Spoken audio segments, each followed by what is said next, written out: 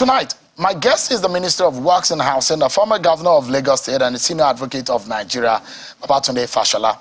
He's perceived as one of the right-hand man of Bola Tinubu, the president-elect and the candidate of the APC in the concluded 2023 presidential election. In fact, he's seen as one of the super ministers of the Buhari government. Before the election, that is the presidential election, he was on the program. He told me that the APC candidate and his principal, Bola Tinubu, will win the poll. He gave his analysis at the time of the situation. He felt favored the candidate, Bola Tinubu, at the time. And a declaration of Mr. Bola Tinubu, I've seen a lot of agitation, huge agitations and opposition on the president-elect's victory. I thought we would bring Mr. Fashola back on the program when he made some categorical statement, and he thought that his analyses were watertight. Some of the issues raised on the aftermath of the election now will get our attention tonight on the program. And perhaps some of Mr. Fashola's team had also supplied me with some information that might be helpful for Mr. Fashola's analysis tonight. I have joining me, he's live with us, Mr. Babatunde Fashola, SAN, Minister of Works and Housing. Thank you so much indeed for coming tonight. Good evening to our viewers, and good evening to you, and thank you for having me again. Thank you so much. Just about 40 days before you guys leave office. How does it feel? Well, we're winding down, sending in performance reports to the Transition Planning Committee. So hopefully the burden is getting lighter, and we're looking forward to the finish line. Are you like your principal who said he can't wait to leave office? Well, after 21 years, I think that there must be a time when you say, hey, peace at last. Well, just before the peace. And you need younger, fresher minds, really. Indeed, you are not to run this race now. You are not any younger than you were when you were governor of Lagos State. Well, before then, I was chief of staff. I started at 39. I'm going to be 60 this year. So wow. I tell young people it's time to push us away. Let's see how that plays out. It's going to be part of the conversation that we'll be having tonight. But I want us to start with the election issues before we now go into your office as the Minister of Works and a few issues here and there. And those who are experiencing traffic on the Lagos-Ibadan Expressway are definitely looking out for how that will end, and perhaps maybe a magic wand you might swing on the program tonight that will solve it. But let's begin with the election. You were very categorical. You thought that Bola Tinubu was going to win.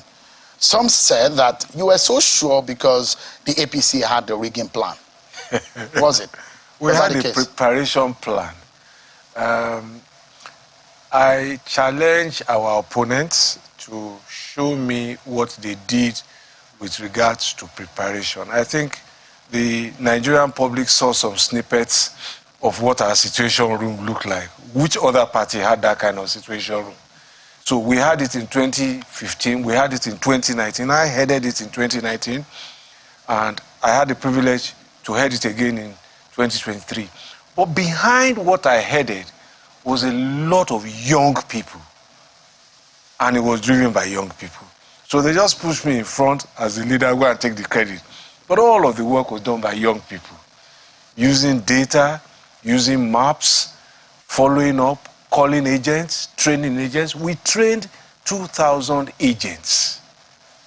2,000 agents, because we couldn't train 176,846 agents to man all the polling units. So we trained 2,000 agents from all the states, and we sent them back to the states to go and do training to the agents who were deployed state by state. So, and this is instructive. Very, very instructive. So perhaps it's a video that came out from your team to show that the day that your Bola Tinubu and the rest of the leaders of the party came forward, and perhaps that was the end of their training because listening and watching the video showed that there was some kind of conclusion of training. Oh, yes. So these guys were basically those guys who worked under the monitoring and what unit? That's only just part of it. That's only just part of it. So the people who trained them showed them the difference between the 2010 Electoral Act and what they will see in 2022. So these were the guys, isn't it? Precisely, that was the What were their roles? These are people who will act as agents to senators, to House of Rep members, to the presidential candidate himself. But only 2,000 of them were picked from various interest groups across the states.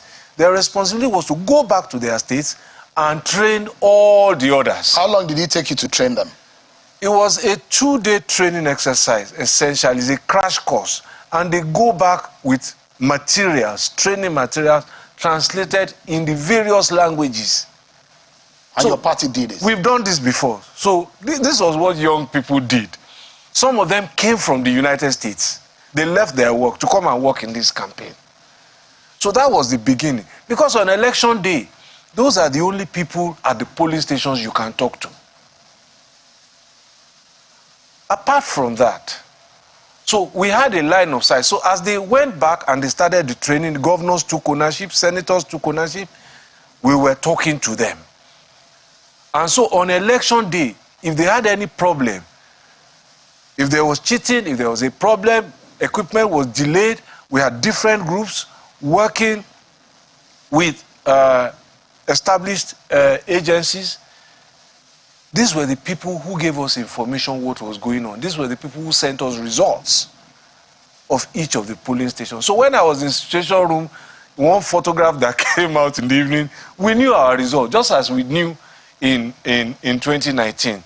So you will also see that there was a report by Yiaga, because ahead of the election, there was a beaver simulation held by INEC. They invited all parties.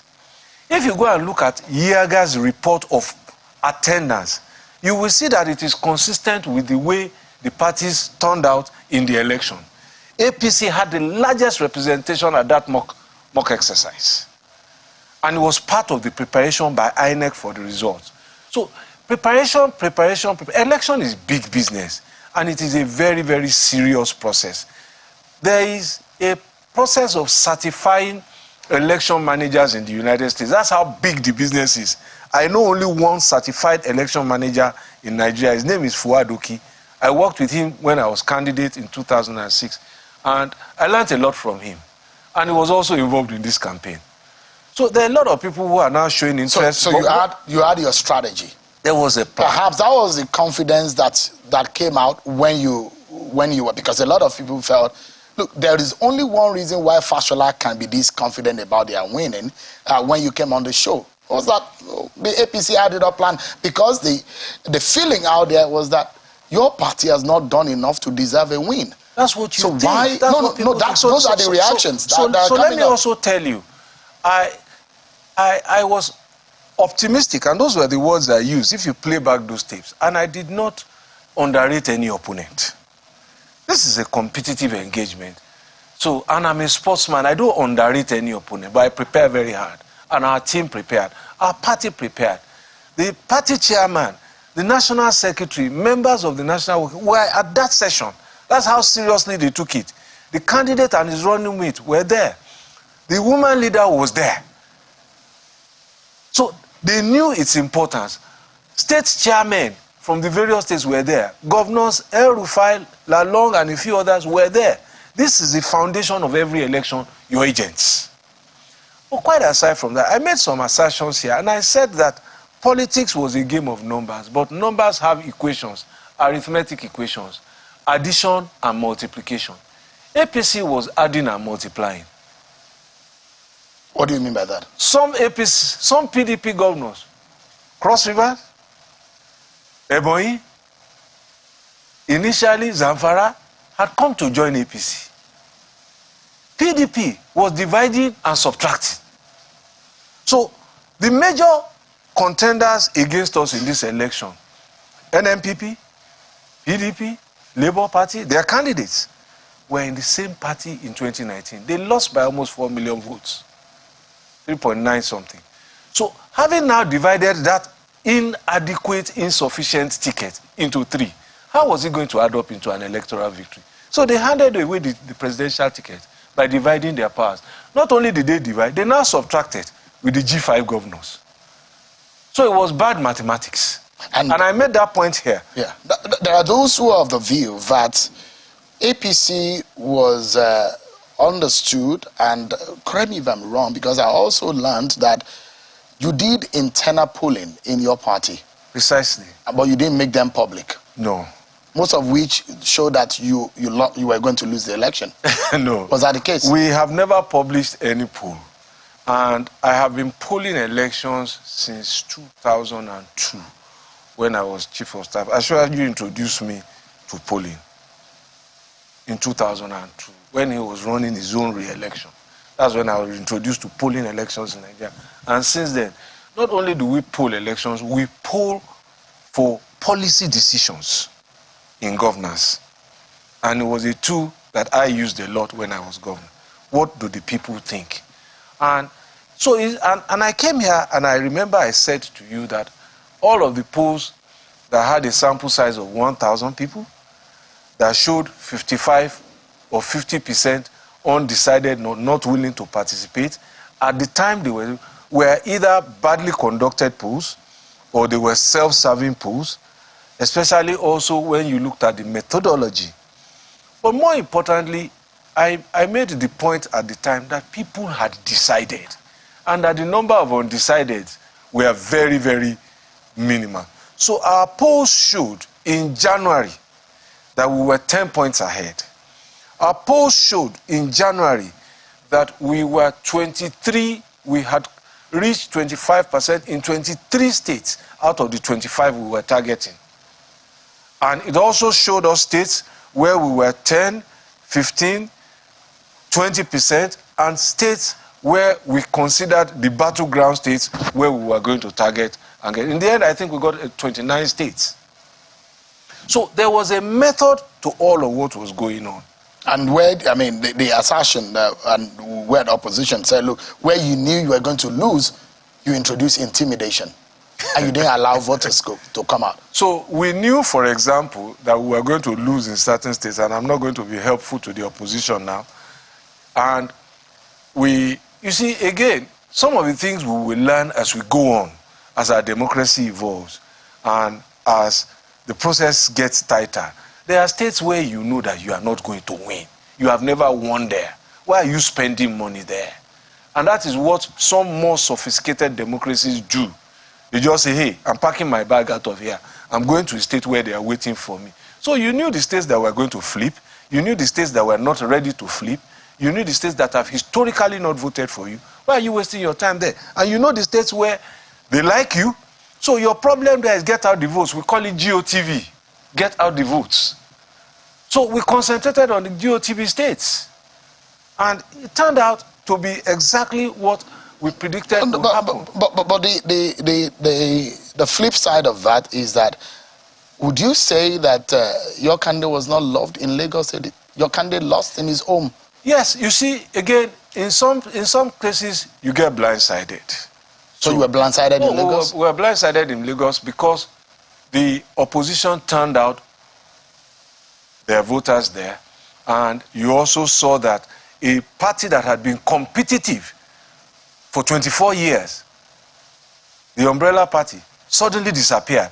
It showed that their support base has shifted.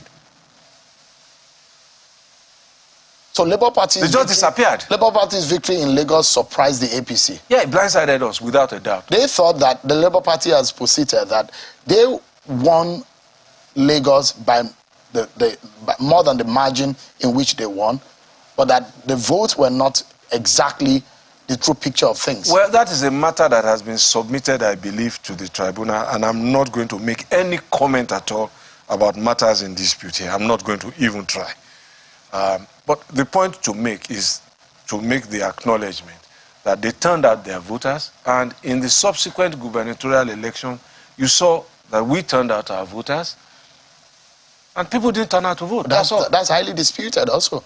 Well, because of the kind of violence and I know what happened in my polling unit in the presidential election, and the alleged intimidation of voters that came up there by a smaller margin, and the margin was larger in the gubernatorial election. And My polling unit was one of the most covered polling units in terms of press corps and press presence, and not one iota of violence was recorded in my polling unit. But you know that there were a lot of violence in Lagos.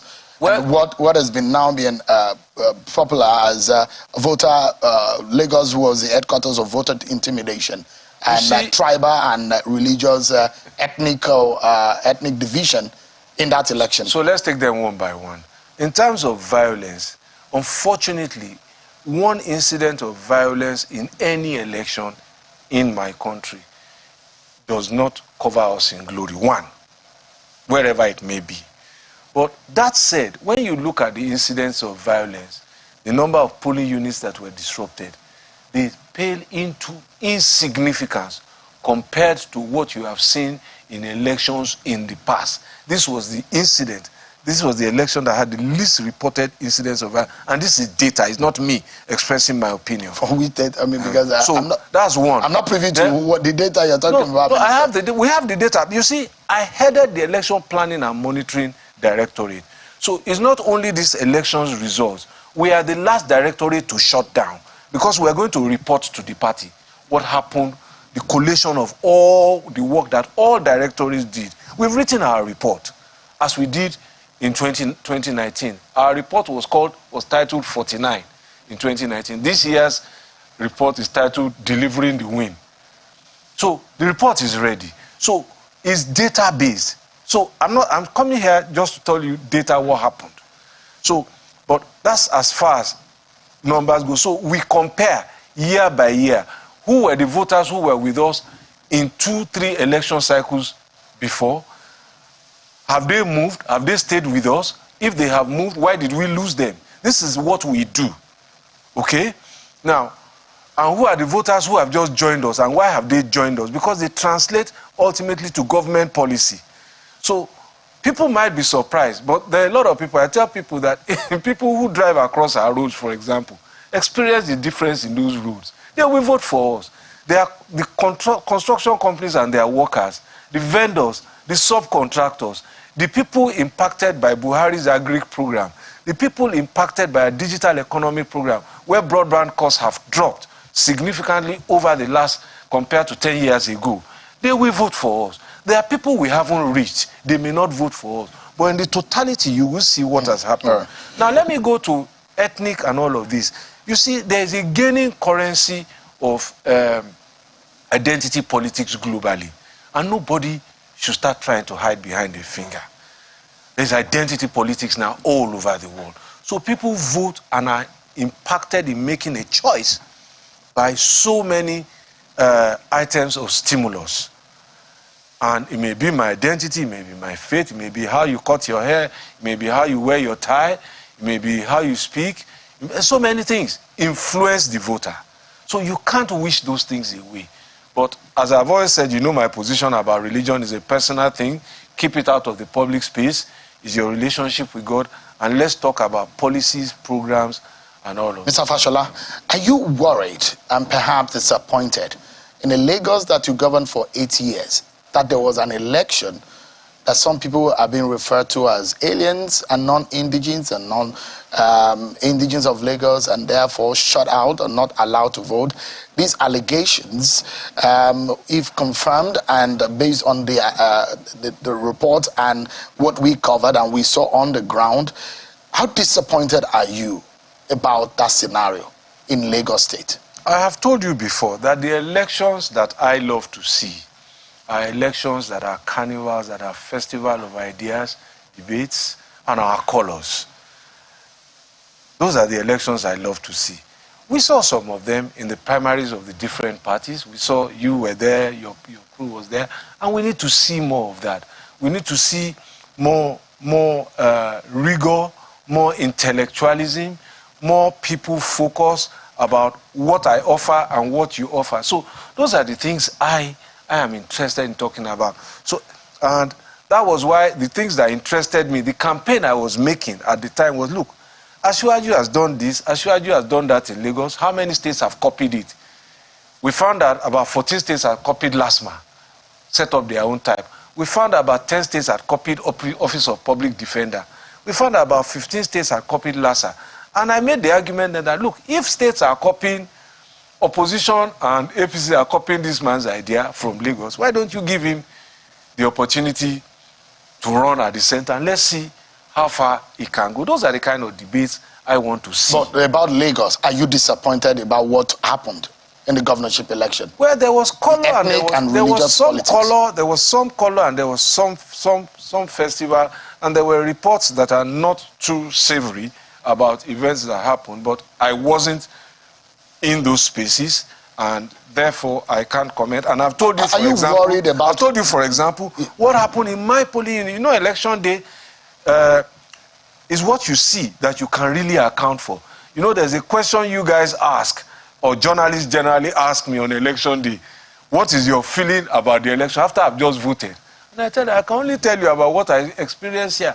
I don't know what's happening in other places. I mean, I'm worried about the implication of this scenario that played out in the election. We saw what happened in 2015 also in Lagos, and the implications of that on businesses, on commerce, on the peaceful living of Lagosians. The consequence of what happened in that election, are you worried in a Lagos that you ruled for 8 years? I think that we are too joined at the hip to allow disagreements over elections to fester beyond elections. There are too many places where we are connected. I tell people, for example, that if you are talking ethnic issues, my first cousin is Louis Ganiu Okafo, and I have another cousin, Shola Okeke, God bless her soul. So which one of them do I dislike? So, and I think that some of the rhetoric went in the wrong way, and I think everybody should wear the trouser of adults in the room now and bring everybody back to it. And I think that healing is already taking place, and tempers are coming down. Sometimes we can be extreme when there is competition, but I think as it goes on, maturity will come in, and I think that you members of the press have a duty to play in shutting down very, very extreme rhetoric whenever it happens. You must do that so that you bring people back to tolerable levels of debate and conversations. By the way, can I ask, where is Mr. Tinubu?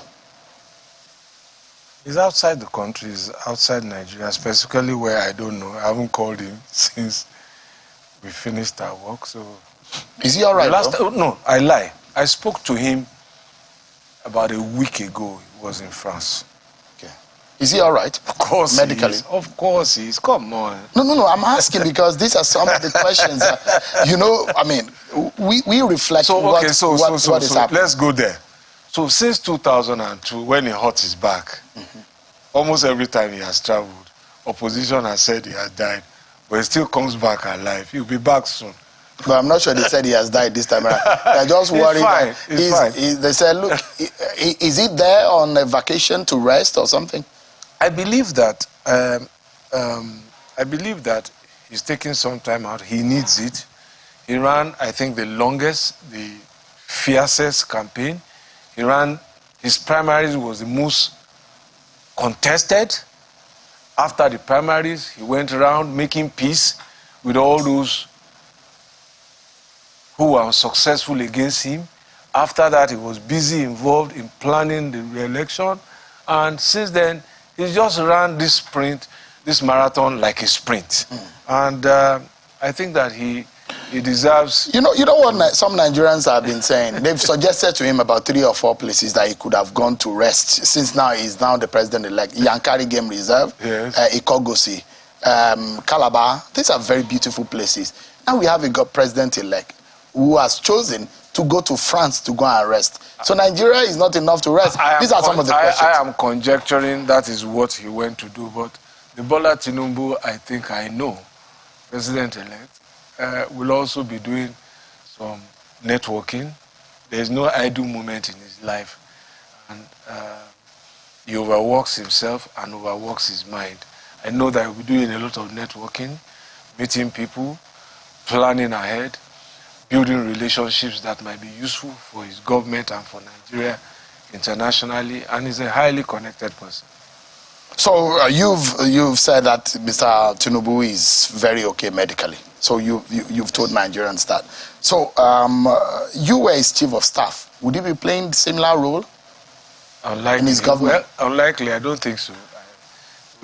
Look, and I think that because your name has come up. Yes, you see, I think that it's a good point you raise, and I think that it is extremely ridiculous, and I say this without apology, to begin to choose offices for the nation that represents the largest black race in the world on social media. It ridicules us, and we should stop it.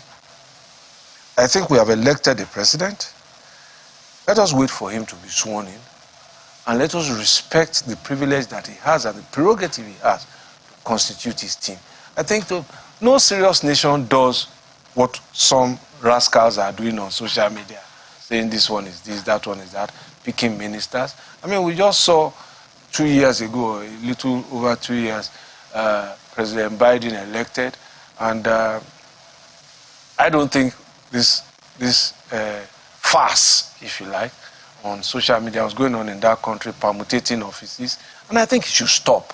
We should stop ridiculing this country. You don't think it's a social engagement? I don't based think on the interest of the people? I don't think so. Not some of the things that I've seen. I think it's extremely ridiculous. Or you will not be playing such a role? I think it's extremely ridiculous. Look, and you can't begin to even contemplate what the president-elect and soon-to-be sworn-in president would do. And I think we should just wait for what will happen when he makes his decision. And I think that is the appropriate and dignifying thing to do. Let me ask you, you are someone who, by privilege, worked closely with him. You basically controlled his schedule at some point when he was governor. So you have also some privilege. Okay, so I was his chief of staff for 4.5 years. Yeah. I took over from Lai Mohammed. And in terms of controlling, as I just said, that was a stretch, that was a tough ask, because he has day and night schedules. So, and for those who are going to work with him, let me warn them, he's very nocturnal. I hope he changes. So he will wake you up at night. He does his best work in the dead of the night. Unless you can push back and claim your space at night, he will encroach it. He's very, very detailed. He micromanages. More than President Buhari. So, more than President Buhari. So, let me, I was speaking to somebody and I said, imagine that there are 2 football coaches.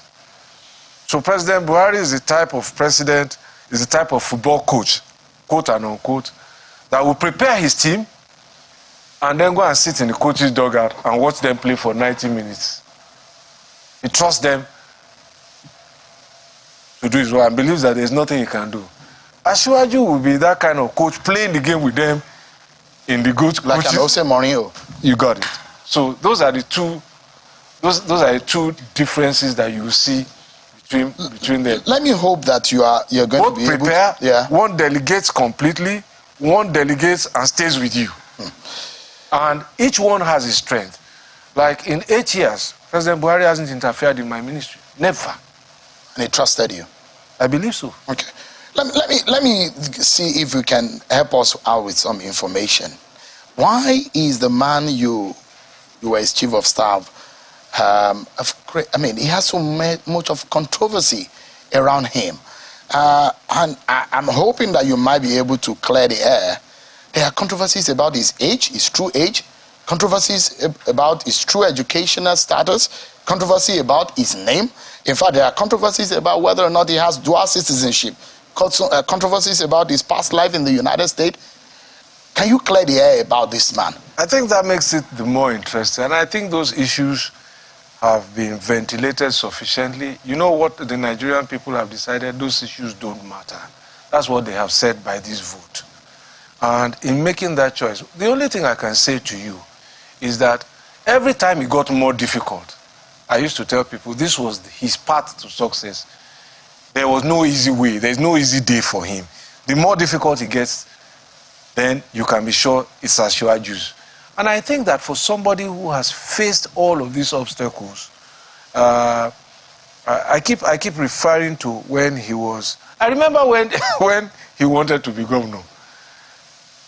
You may or may not recall. For 3 days after the primaries, we couldn't find the state party chairman, the returning officer for the election, and Lagos was in suspense for 3 days until they found the returning officer, and that's the Ashwaju story. But does he really have a dual citizenship? That's the Ashwaju story now, and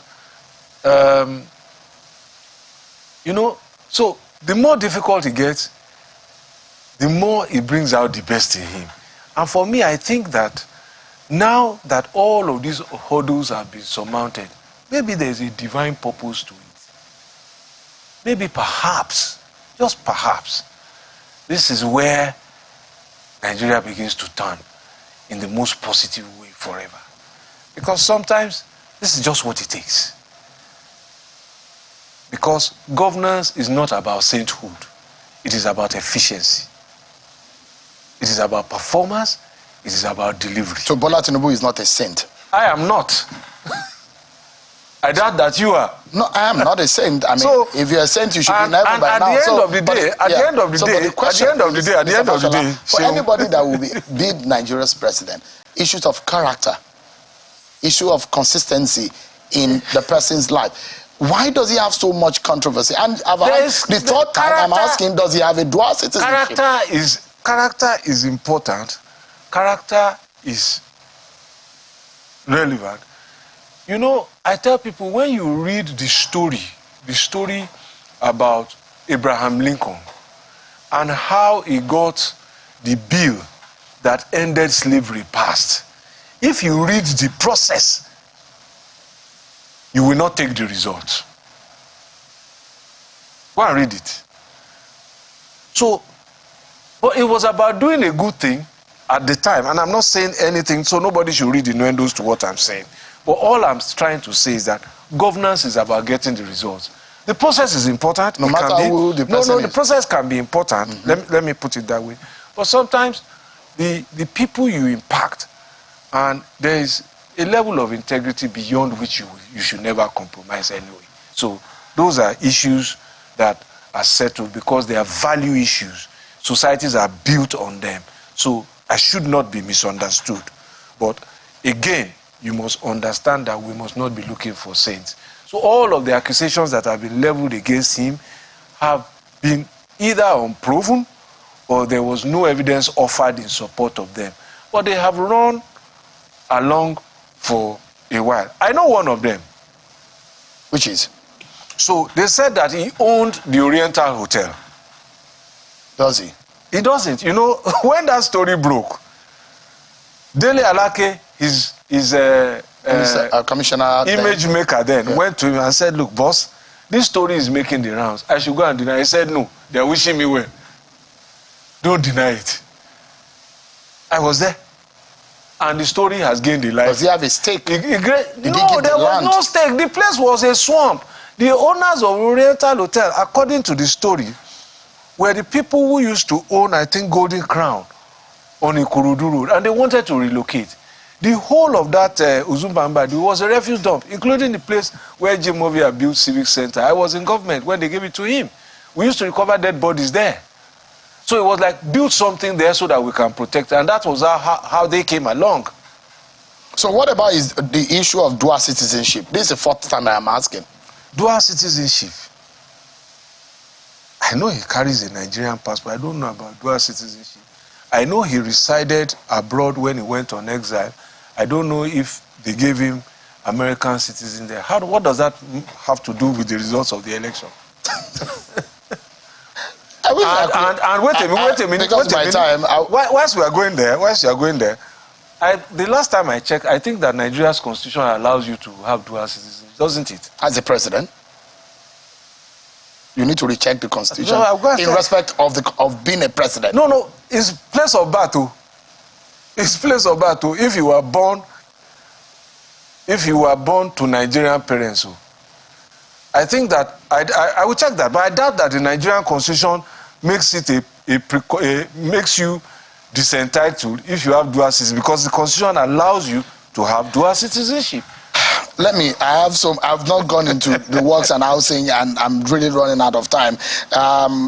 Because you are pressing very, very tenuous grounds. Well, you are dodging away from it. No, I'm not dodging. I'm engaging you. Yeah. So you are pressing tenuous grounds. So if you want to continue there, or you want to do some more ground covering, let's go there. Can we talk about National Assembly politics in 1 minute? Because there are very important issues in relation to your ministry. I have no opinion about national. No, okay. I will keep my opinions about National Assembly politics to myself. Let the party decide what it wants to do. But the only point I want to make is that people have assumed that we are the opposition party, and they have started zoning out offices. That because one person is this and that. We are not the opposition party. Our constitution, the last time I checked, has no zoning of offices. So that said, what should guide our party is the provisions of the Nigerian constitution about representation and equity. And that is all I am going to say about that. So you don't think that zoning should be paramount? No, no. I'm telling you what. I'm not rendering an opinion about zoning. I'm rendering the statement of fact that you see, you all say that sometimes, most of you say we are all the same. We are not the same with the opposition party. Our constitution is different in some instances. And indeed, our manifestos are different on certain issues. So we are not the same. So before you start importing their policies into our practices, let us get that right. But the Nigerian constitution speaks about the need for equity, fair representation of the Nigerian populace. Let me get your views quickly on the Ministry of Works. You said that the Lagos-Ibadan Expressway will be delivered between April and May. The contractors are expected to finish on the 30th of April. So I repeat what I said. From the Lagos end to the Ibadan end, the only place where work will not be complete is after Ibadan going towards Oyo, because at kilometer 116, between kilometer 116 and 127, the Oyo state government is building some stormwater channels there, and we have decided to wait for them to finish their stormwater channel before we finish the road, instead of building it and then them having to cut it up. But from toll gate to toll gate should be ready. And inward Lagos? Both ways. Because it's cost a lot of head. Yes, this is the most difficult part. I was there, I think, about a week or 2 weeks ago. This is the most difficult part. We left it for the last. It's the most traffic part. It's the most built-up area. And so traffic challenges, over 40,000 vehicles per day driving through a construction site. That is not an easy undertaking. Right now, the contractor has mobilized, the last time I went, 110 different machines, equipment there, and 450 people in terms of manpower there. They're running, all stations are going now to see that they keep up with that date. So April 30th, that's what we should be expecting. Fingers crossed. So let me go to the Federal Executive Council recently approved 6.3 billion for the maintenance of the Third Mainland Bridge. Yeah. How can you explain that cost? Yeah, well, it's a good point you raise. The bridge is 11 kilometers, 11 point something kilometers. It has about, I think, 10 different interchanges that link it. All of those interchanges have the wearing surface, which is the pavement. The wearing course has eroded, so they have to be milled and relayed, new asphalt, on the entire length of the bridge and the interchange. Will it look like you're reconstructing it? Yes. You see, the bridge, every road really has what is called a wearing course, and it wears off over time, just like the heel of a shoe. That's why it's called a wear. As you use it, it wears off. That's the asphalt you drive on. But between that, there's a concrete base. So they are going to mill, and milling in street language is scraping that off and relay new asphalt on the road.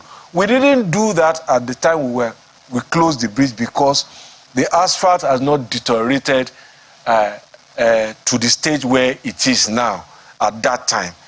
first. And secondly, the work we undertook at that time was more structural work related to the structural integrity and safety of the bridge to prevent or avert any structural failure or collapse. That was work of underwater piles, which is still not completed. So you see, you can't see that. It's going on. Yeah. So, but is the integrity of the bridge intact? If I may, the integrity of the bridge is intact. So, of the underwater piles, then the concrete casing that you see at the bottom of the bridge, those are the pile caps. Some vessels have knocked into it. And so all of those have to be cleaned up. They have to be put into proper shape. And then the piers too have suffered, those are the concrete things that goes to the top, have suffered some deterioration. They have to be jacketed. That's the word that is used, new coat of cement, and they put epoxy to strengthen and protect it. And also reinforcement that has become exposed to the elements, that is the iron rod, has to be cleaned up, repaired, sprayed, and protected. Then what we did also was to change bearings. There are bearings under the bridge that allow it to move in a controlled manner. Once those bearings are broken, then there's a danger that the deck can slide off. So those bearings were changed. Then there's also the expansion joints that allows for movement between, because bridge is not built in one long cast. It's built in segments like this. So, and they're allowed to move and settle. Those expansion joints are deteriorating material. When was the last time this kind of maintenance was conducted? There was one that was conducted when I was governor, but they didn't budget to do the whole thing.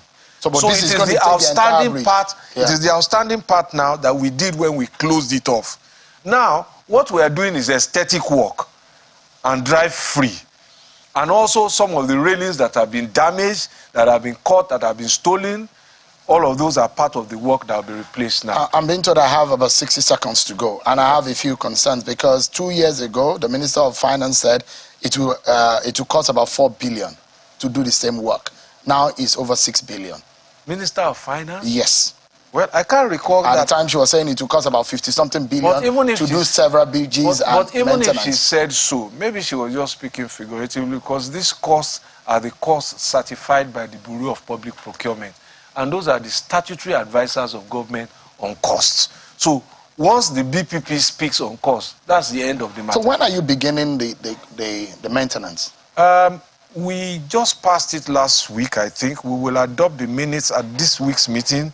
Then the process moves to the issuance of extracts from the minutes, which the PAMSEC would then use to issue an award letter. These are all the procurement processes. It takes time. So because a lot of people are worried about the man hours. They shouldn't be worried. And why is this coming at the rainy season? They shouldn't be worried. We will do our best to minimize the impact. Many people have complained about their driving experiences. This is government responding to your concerns, and we will do our best to minimize the impact on commuters. Perhaps look at the New York scenario. Maybe you can do it at night or... Everything is possible. We will take everything on board. Weekends. We will work with Lagos State government. As I said when we briefed the press after council, if there is any need for closure, it won't be for any long period. At the extreme, it will be weekends. But hey, by the time the process kicks off, I should be out of office, so it will be somebody else's responsibility. All right. But we have a good team in the ministry, the directors and all the staff, and they know what to do. If there is one word that you have to say about Bola Tinubu tonight and the expectations for his government in setting agenda for him, what would that be?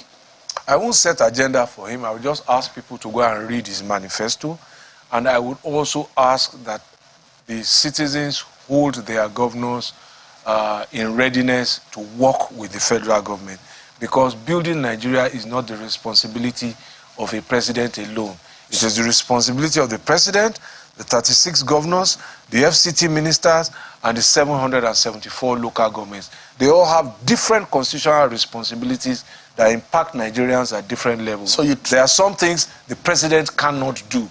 Primary school, primary health care, water supply in your homes, sanitation in your states. Those are not federal responsibilities. You trust Bola Tinubu, you trust Bola Tinubu to make Nigerians happy? I believe that he will pick a good team, and working with the state governors and the local governments, I believe that the possibility of renewed hope is real. Thank you so much. Mr. Babatunde Raji Fashola, the Minister for Works and Housing, thank you so much indeed for your time tonight. Thank you. And I forgot to say Senior Advocate of Nigeria.